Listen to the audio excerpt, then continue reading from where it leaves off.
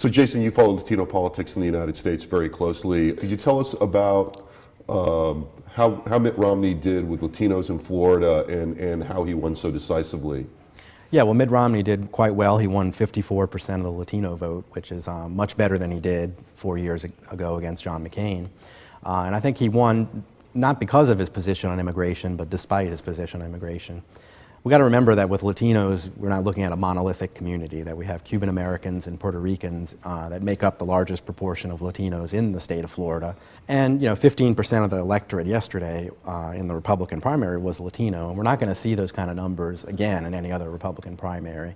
So we see Nevada coming up and other states coming up. We won't see that kind of large proportion of Latino voters. And so I think we need to be careful because Cuban Americans and Puerto Ricans aren't as affected by immigration policy. And so while that issue is certainly important to Latinos overall, it's not as important to those groups as it is in other states. And so I think that's one of the challenges I think that Mitt Romney is going to have to face as he moves forward in terms of appealing to the larger Latino community.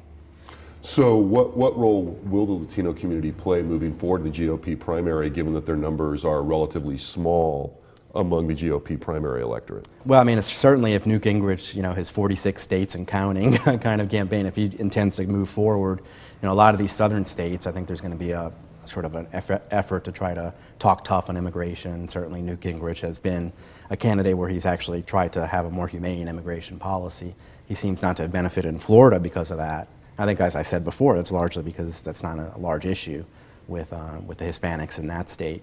But I think moving forward, it's going to be interesting to see how that campaign and how that fight between Romney and Gingrich will intensify and possibly alienate Latino voters in the general election.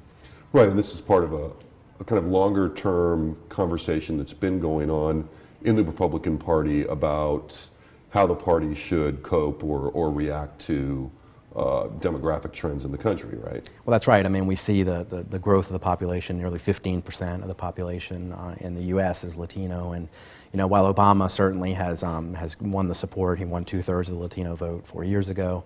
Polls show he's doing just as well with the Latino voters, unlike the population as a whole. And so it'll be interesting to see what steps the Republican nominee, whoever that may be, takes to try to appeal to this growing vote, and whether Latino voters will forget about the campaign up until that point.